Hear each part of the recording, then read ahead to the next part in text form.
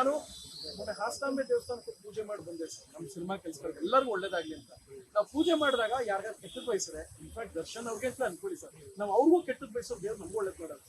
ಒಳ್ಳೆ ಉದ್ದೇಶಕ್ಕೆ ಮಾಡಿದ್ರೆ ಒಳ್ಳೇದೇ ಆಗುತ್ತೆ ಸರ್. ನಾನು ಅಲ್ಲೂ ಕೇಳ್ಕೊಂಡಿದ್ದಷ್ಟೇ, ಎಲ್ಲವೂ ಕೆಟ್ಟದ್ದೆಲ್ಲ ನಿರ್ನಾಮ ಆಗಿ ಒಳ್ಳೇದಾಗ್ಲಿ ಅಂತ ಬೇಡ್ಕೊಂಡ್ರೆ ಮಾತ್ರ ಒಳ್ಳೇದಾಗುತ್ತೆ ಸರ್. ನಾವ್ ಯಾರಿಗೂ ಕೆಟ್ಟದ್ ಬೇಡ್ಕೊತೀನಿ ದೇವ್ರೆ ಅವ್ನು ಹಾಳು ಮಾಡಪ್ಪ ಅಂದ್ರೆ ಉದ್ಧಾರ ಆಗಲ್ಲ. ಸೊ ಅವ್ರು ಒಳ್ಳೇದಾಗ್ಲಿ ಅಂತ ನಿಜವಾಗ್ಲೂ ಅವ್ರಿಗೆ ಒಳ್ಳೇದಾಗುತ್ತೆ ಅಂತ ಹೇಳಿದ್ರೆ ಹಾಗೆ ಆಗುತ್ತೆ. ನೀವು ಸ್ವಲ್ಪ ಪೆಂಗಂಗ್ ಆಡೋದು ಯಾರು ಅಂದ್ರೆ ಈ ಅಂಧಾಭಿಮಾನಿಗಳು, ಫೇಕ್ ಫ್ಯಾನ್ಸ್. ಹಂಗ್ ಮಾಡ್ಬಿಡ್ತೀನಿ ಹಿಂಗ್ ಮಾಡ್ಬಿಡ್ತೀನಿ ಯಾವನಲ್ಲೇ ದೈ ಡಿ ಬಾಸ್ ಅನ್ನೋ ಕೂಗಾರ ಅವೆಲ್ಲ ಸರ್. ಸರ್ ನಾನು ಕೂಗ್ಬೇಕು ಅನ್ಸರೆ ಸರ್, ಒಂದ್ ನಿಮಿಷ ಇಲ್ಲ, ನಾನು ಕೂಗ್ಬೇಕು ಅನ್ಸರ್ ಕೂಗೇ ಕೂಗ್ತೀನಿ ಸರ್. ಕುರುಕ್ಷೇತ್ರ ಸಿನಿಮಾ ಫಸ್ಟ್ ನೋಡಿದೀನಿ ಸರ್. ನಾನು ಕೂಗ್ತೀನಿ ಸರ್. ಅವ್ರ ತಾಯಿ ನನಗೆ ತೀರಾ ಆಗ್ತೀನಿ ಸರ್. ನಿಜವಾಗ್ಲೂ ಆ ತಾಯಿ ನೋಡಿದ್ರೆ ಖುಷಿ ಆಗುತ್ತೆ. ದಿನಕ್ಕೆ ತುಂಬಾ ಒಳ್ಳೆ ವ್ಯಕ್ತಿ. ಅವ್ರ ಸಿನಿಮಾ ರಿಲೀಸ್ ಆಗ್ತದೆ, ಒಳ್ಳೇದಾಗ್ಲಿ.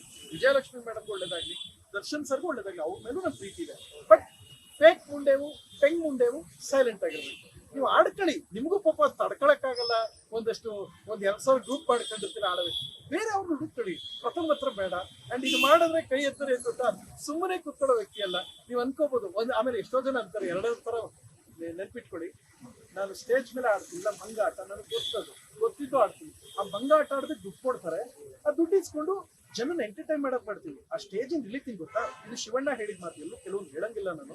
ಶಿವಣ್ಣ ಕೆಳಗಿಂದ ಇಳಿದ ತಕ್ಷಣ ಒಂದು ಮಾತು ಹೇಳೋದು, ಪ್ರಥಮ್ ಸೀರಿಯಸ್ ಆಗಿ ಮಾತಾಡ್ತಾ ಇದ್ದೀನಿ ಜೊತೆ ನಿಂತ್ಕೊಂಡ್ರೆ ಪಕ್ಕಕ್ಕೆ ಹೋಗಕ್ಕೆ ಬಿಡೋಲ್ವಲ್ಲ, ನೀನು ವಶಪಡಿಸ್ಕೊಂಡ್ಬಿಡ್ತೀಯ. ನಿನ್ ಮೆಚೂರ್ಡ್ ಮಾತು ಕೇಳೋಕ್ ಖುಷಿ ಆಗುತ್ತೆ. ಸ್ಟೇಜಲ್ಲಿ ಯಾಕೆ ಹಂಗ್ ಮಾಡ್ತೀಯ ಅಂದಾಗ ಅವರೇ ಹೇಳಿದ್ದು, ಸ್ಟೇಜ್ ಮೇಲೆ ನಿನ್ ವಿಷಲ್ ಬೀಳಕ್ ಹಂಗ್ ಮಾಡ್ತೀಯ, ಒಂದಷ್ಟು ತುಂಟಾಟಗಳು ತರಲಿ, ಅದು ಜನನ ಎಂಟರ್ಟೈನ್ ಮಾಡಕ್ಕೆ. ಅದಲ್ಲದೆ ಹೊರಗಡೆ ಇನ್ನು ಉಳಿದಂತಹ ಸಮಯದಲ್ಲಿ 1.5 hour ಏನು ಎಂಟರ್ಟೈನ್ ಮಾಡ್ತೀವಿ ಸೈಲೆಂಟ್. ಆ ಮೆಚೂರ್ಡ್ ಫೇಸ್ ಕೂಡ ಇದೆ. ನಮ್ಗೆ 2 ತರ ಇರುತ್ತೆ. ಸೊ ನೀವ್ ಹಿಂಗ್ ಮಾಡ್ಕೊಂಡ್ರೆ ನಾವು ನಗನಗ್ತಾ ತರಲೆ ಮಾಡೋದನ್ನ ಅಷ್ಟೇ ಸೋಷಿಯಲ್ ಮೀಡಿಯಲ್ಲಿ ನೋಡಿರ್ತೀರಾ. ಇನ್ಯಾವುದೋ ಡೈಲಾಗ್ ಹೇಳೋದು, ಇನ್ಯಾವುದೋ ಮೂವಿ ನೋಡಕ್ ಹೋದಾಗ ವೈರಲ್ ಆಗುವಂತ ಮಾತುಗಳು ನೋಡಿರ್ತೀರಾ. ಸೀರಿಯಸ್ ಪ್ರಥಮ್ಗೆ ತುಂಬಾ ಚುರುಕು ಜಾಸ್ತಿ.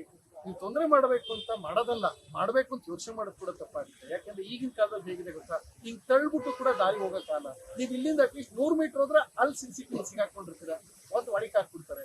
ಸೊ ಯಾವ್ಯಾವ ಪದಗಳು ಬಳಸಿರ್ತೀವಿ, ನಮಗೂ ಐಡಿಯಾ ಇದೆ, ನಮಗೂ ನೆನ್ಪಿರುತ್ತೆ.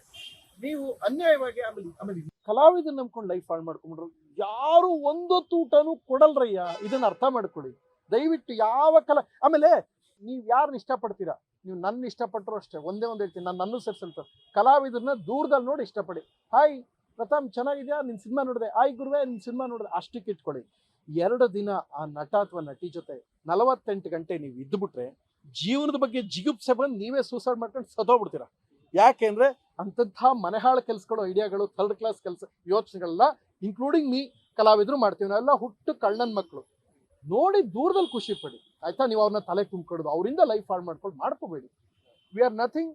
ದೂರದಲ್ಲಿ ನೋಡಿ ಕಲಾವಿದ್ರನ್ನ ಇಷ್ಟಪಡಿ ಅಷ್ಟೇ. ನೀವು ಹತ್ತಿರದಲ್ಲಿ 1 ದಿನ ಕಲಾವಿದ್ರ ಜೊತೆ ಇದ್ರೆ ನಿಮ್ಗೆ ಜೀವನ ಅಸಹ್ಯ ಬಂದ್ಬಿಡುತ್ತೆ.